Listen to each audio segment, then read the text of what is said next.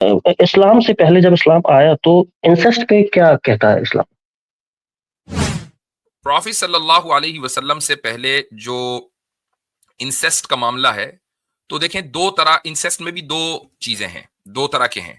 ایک ہے، اور میں ٹرمینالوجی استعمال کروں گا تاکہ آپ کو سمجھنے میں آسانی ہو. ایک ٹرم ہے اصول. اصول آپ نے لفظ سنا ہوگا، اس کو ہم اردو میں کہتے ہیں یا انگلش میں کہتے ہیں پرنسپلز. لیکن ایک اور معنی ہے اس کے، اور وہ ہے جڑ. ماں باپ کو جب آپ لا آف انہیریٹنس پڑھیں گے نا تو ماں باپ کو اصول کہا جاتا ہے چونکہ وہ جڑ ہے اولاد کے لیے. اچھا، اب اصول کے مقابلے میں جو لفظ آتا ہے وہ ہے فروع. فروع کے معنی آتے ہیں برانچز. تو اولاد جو ہے وہ فروع، ان کو لا آف انہیریٹنس میں فروع کہا جاتا ہے. تو انسیسٹ جو اصول اور فروع کے درمیان ہو وہ ہمیشہ حرام رائے، کسی بھی شریعت میں اور کسی بھی نبی کے یہاں اس کو جائز قرار نہیں دیا گیا، حضرت آدم سے لے کر. نہیں، جیسے پہلے حضرت آدم آئے اور حضرت ہوا آئے تو ان کے بعد ایک لاجیکل سینس بھی تو بنتا ہے نا کہ ایسے رشتے بنے ہوں گے تبھی نسل آگے بڑھی ہوگی. میں نے تو خود ہی کہا ہے کہ یہ بات پاسبل ہے کہ حضرت آدم کی شریعت میں ٹیمپریری طور پر نسل انسانی کو بڑھانے کے لیے دو فرعوں کے درمیان نکاح کو جائز قرار دیا گیا ہو. جی مفتی صاحب، قرآن میں یہ بگ بینگ کا ذکر ہے کوئی؟ قرآن میں اس چیز کا ذکر ہے کہ اس کائنات کا آغاز ہوا ہے. اب اس کا ماڈل کیا ہے؟ بگ بینگ تو ایک ماڈل کا نام ہے.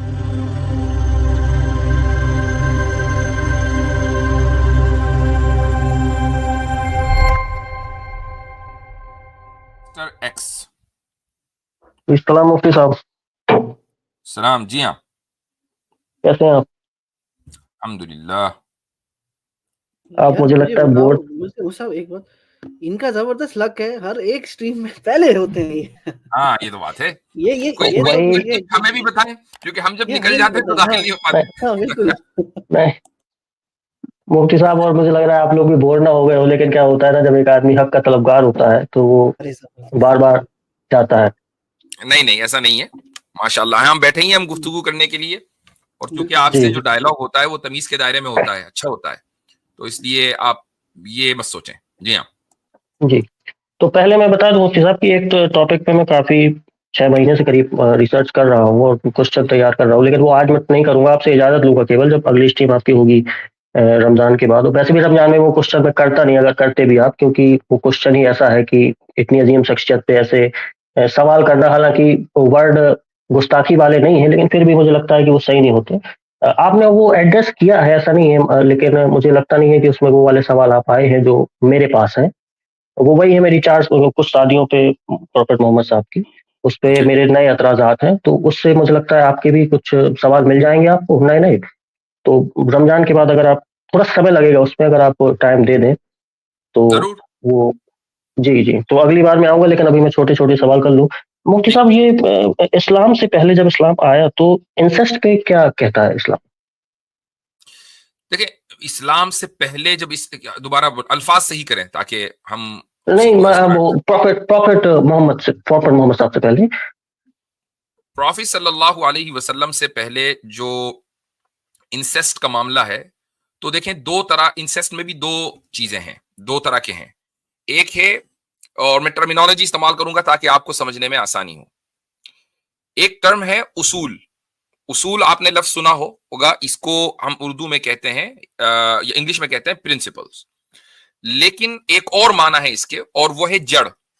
ماں باپ کو جب آپ لا آف انہیریٹنس پڑھیں گے نا تو ماں باپ کو اصول کہا جاتا ہے چونکہ وہ جڑ ہے اولاد کے لیے.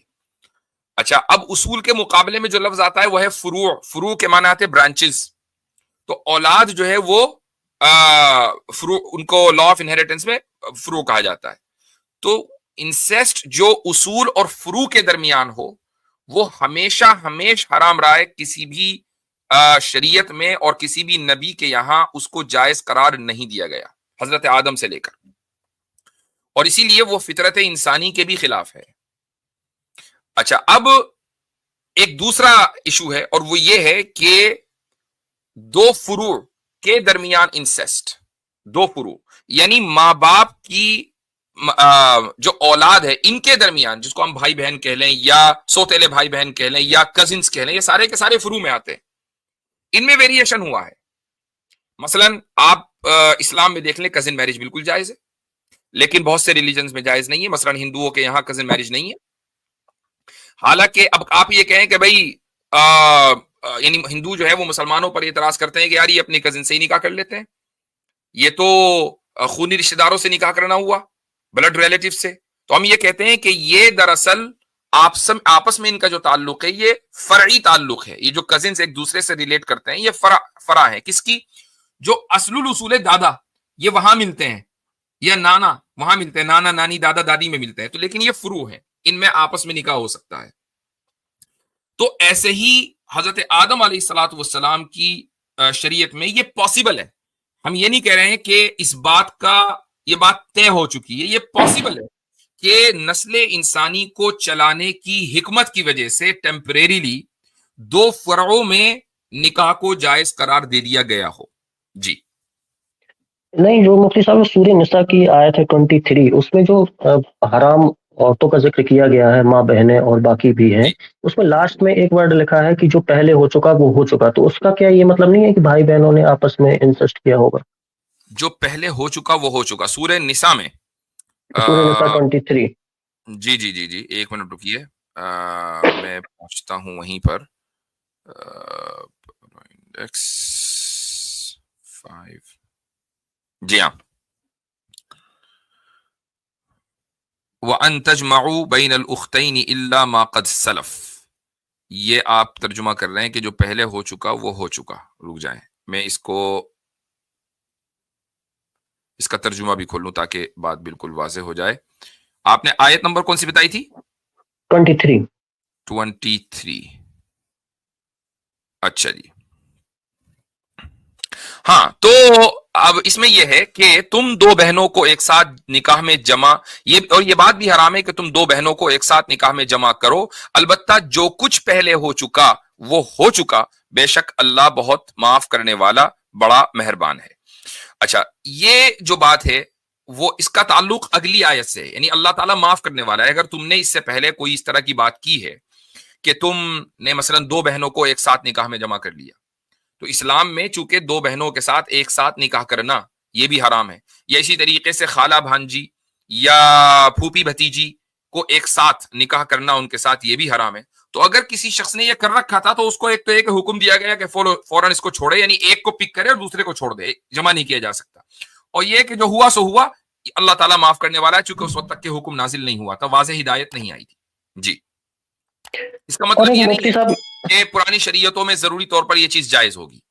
جی نہیں جیسے پہلے حضرت آدم آئے اور حضرت ہوا آئے تو ان کے بعد ایک لاجیکل سینس بھی تو بنتا ہے نا کہ ایسے رشتے بنے ہوں گے تبھی نسل آگے بڑھی ہوگی. میں نے تو خود ہی کہا ہے کہ یہ بات پاسبل ہے کہ حضرت آدم کی شریعت میں ٹیمپریری طور پر نسل انسانی کو بڑھانے کے لیے دو فرعوں کے درمیان نکاح کو جائز قرار دیا گیا ہو. جی مفتی صاحب، قرآن میں یہ بگ بینگ کا ذکر ہے کوئی؟ قرآن میں اس چیز کا ذکر ہے کہ اس کائنات کا آغاز ہوا ہے. اب اس کا ماڈل کیا ہے؟ بگ بینگ تو ایک ماڈل کا نام ہے، تو ماڈل کا ذکر قرآن میں نہیں، نہیں. جیسے ذاکر نائک صاحب جو 2130 کا ذکر کرتے ہیں نٹ شیل میں. ہاں اس سے پہلے بھی ایک سوال آیا تھا. دیکھیں ہر ایک اس میں بس آدمی کا اتنا ایک لکھا اپنا. ہوا ہے کہ زمین و آسمان جو تھے وہ ایک تھے. اب بگ ہاں بینگ ایک بہت بڑا پوسٹولیٹس ہیں، اس میں کیا تھا کیا نہیں تھا، کیسے تھا، سنگولیرٹی تھا. اب یہ وہ تو نہیں مجھے پتا، اتنا میں آپ کو بتا دوں قرآن میں یہ لکھا ہوا ہے، سورہ انبیاء کی آیت ہے. نہیں جو سوال انہوں نے وہ کیا ہے وہ ذاکر نائک صاحب پر کیا ہے نا، تو یہ میں اس لیے اس کا جواب دے رہا ہوں کہ ذاکر نائک صاحب یا کوئی اور بھی ہو، ہر ایک کا ایک اپنا اپروچ ہوتا ہے. ہم یہ سمجھتے ہیں، آپ مجھ سے اگر سوال کر رہے ہیں تو میں اپنے سوال کا یا اپنے جواب کا ذمہ دار ہوں، کسی دوسرے کا نہیں. لیکن میں یہ سمجھتا ہوں کہ قرآن کریم سے سائنٹیفک تھیوریز کو ثابت کرنا یہ ایک درست رویہ اور منہج نہیں ہے، ایک صحیح میتھڈولوجی نہیں ہے. چونکہ اور اس چیز کے اوپر یعنی علماء کی اکثریت کا اس پر اتفاق ہے. تو اور میں سمجھتا ہوں کہ ذاکر نائک صاحب نے بھی اب اپنی اس میتھڈولوجی میں کچھ اصلاح کی ہے، یعنی اب وہ یہ چیزیں کرتے ہوئے نظر نہیں آتے ہیں. ان میں کافی تبدیلیاں آئی ہیں، اور ظاہر ہے ہر انسان میں آتی ہے، صرف وہی نہیں. ہر آدمی اپنی عمر کے ساتھ ساتھ جیسے جیسے وہ اپنی عمر میں آگے بڑھتا ہے، اس کا مطالعہ وسیع ہوتا ہے، وہ زیادہ زیادہ پڑھتا ہے، تو اس کی انڈرسٹینڈنگ بدل جاتی ہے. تو ہم اس چیز سے متفق نہیں ہیں کہ قرآن کی کسی آیت سے آپ بگ بینگ کو ثابت کریں. ہم صرف یہ کہتے ہیں کہ قرآن اس بات کا دعویٰ کرتا ہے کہ اس کائنات کا آغاز ہوا ہے. کیسے ہوا، اس کا کیا ماڈل ہے، اس کا قرآن سے کوئی لینا دینا نہیں ہے. نہیں مفتی صاحب، 21:30 کی آیت ہے، اس میں یہ شروع میں ورڈ آئے ہیں کہ do not the unbeliever see that heaven the and the earth were join together. کیا کافر نہیں جانتے کہ آکاش و دھرتی جڑے ہوئے تھے؟ تو یہاں پہ یہ سوال اٹھتا ہے، کیا مسلمانوں نے دیکھا تھا جب جڑے ہوئے تھے اور الگ ہو رہے تھے؟ یہ کیا طریقہ ہے بتانے کا؟ ابھی خود ہی کیا ترجمہ کیا آپ نے کہ کیا کافر نہیں جانتے کہ جانتے جو ہے؟ ہاں جانتے. تو جاننا ترجمہ ہے نا، دیکھنا ترجمہ نہیں ہے، جاننا ترجمہ ہے. تو جان تو آج آپ بھی سکتے ہیں، میں بھی جان سکتا ہوں، حالانکہ ہم بگ بینگ کے وقت موجود نہیں تھے. تو مطلب مسلم جانتے تھے؟ نہیں، یہ جو سوال ہے نا کہ وہ یہ ہے کہ یہ ان کو انووک کر رہا ہے کہ یہ ایسا ہوا، یہ اس کو انووک کر رہا ہے. یہ ایک عربی زبان میں، کیا ہر زبان میں ایک طریقہ ہوتا ہے. مثلا رات ہی میں بھی اپنی مثال دے دیتا ہوں. میں ایک کراؤڈ کو ایڈریس کر رہا تھا رات، اب سے چند گھنٹے پہلے. تو میں نے ایک اسٹوری بیان کی. تو میں نے کہا کہ کیا تم لوگ حاتب ابن ابی بلتع کا قصہ نہیں جانتے؟ اب مجھے معلوم ہے کہ کراؤڈ میں 90% لوگ نہیں جانتے، لیکن یہ طریقہ ہے بات کرنے کا. یہ ان کے ہم اس شعور کو کچھ. میری آواز آ رہی ہے؟ آواز آ رہی ہے؟ جی ہاں آ رہی ہے، تھوڑی سی لیپس کر رہی تھی لیکن اب آ رہی ہے بہتر. صحیح ہے حضرت. تو مجھے معلوم تھا کہ میں اس طریقے سے لوگوں کی اس اٹینشن کو اپنی طرف کھینچ رہا ہوں کہ اب میں جو آگے قصہ بیان کرنے والا ہوں حاتب ابن ابی بلتع کا، اور میں نے وہ قصہ بیان کیا. صرف ایسا نہیں ہے کہ میں یہ کہہ دیا کہ کیا تم نہیں جانتے حاتب ابن ابی بلتع کے قصے کو اور آگے بڑھ گیا. نہیں، میں نے اس قصے کو بیان کیا یہ سوال کر کے، تاکہ ان لوگوں کی جو توجہ ہے وہ میری طرف مبذول ہو جائے. یہ ایک کہنے کا طریقہ ہوتا ہے، اور یہ ہر زبان میں ہوتا ہے. حالانکہ میں تو انگلش میں بات کر رہا تھا. تو اگر ہم انگلش میں اس طرح بات کرتے ہیں، اردو میں بات کرتے ہیں، تو عربی میں بھی بات کرتے ہیں. وہ انسانوں کے لیے تو ہے نا. اس کا مطلب یہ نہیں ہوتا کہ ہر وہ آدمی جو قرآن پڑھ رہا تھا اس وقت وہ اس حقیقت سے واقف تھا. اسی طرح جی بہت شکریہ مفتی صاحب. سورہ بقرہ کے اندر اسی طرح کی ایک آیت آتی ہے کہ جب یہودیوں سے اللہ کتاب سے اللہ تعالیٰ کلام ہوتا ہے تو کہتا ہے کہ وَغْرَقْنَا آلَ فِرْعَوْنَ وَأَنْتُمْ تَنْظُرُونَ، کہ جب ہم نے فرعون اور اس کی آل کو غرق کیا تو تم دیکھ رہے تھے. حالانکہ نبی کے دور میں جو یہودی تھے ان میں سے تو کوئی نہیں دیکھ رہا تھا فرعون کو غرق ہوتے. تو یہ بتانے کا ایک انداز ہوتا ہے. جی ہاں جی بہت شکریہ مفتی صاحب. میں اگلی بار کے لیے میں جب آؤں گا تو آپ سے تھوڑا ایکسٹرا ٹائم لے لوں گا. تو میں نے بتا اس لیے دیا کیونکہ آپ اگر میں ڈائریکٹ ایسے پوچھتا تو آپ میں سے کچھ جو ماڈریٹرس ہیں وہ کہتے ہیں کہ اسکرپٹ فالو کرنے کا انداز نہیں ہے. تو میں نے آپ کو اس لیے پہلے سے بتا دینا اچت ہوتا ہے. جب اگلی مرتبہ آپ آئیں تو پھر پہلے سے بتا دیجیے گا، کیونکہ کبھی یاد نہ رہے. ٹھیک ہے جی چلیے اوکے.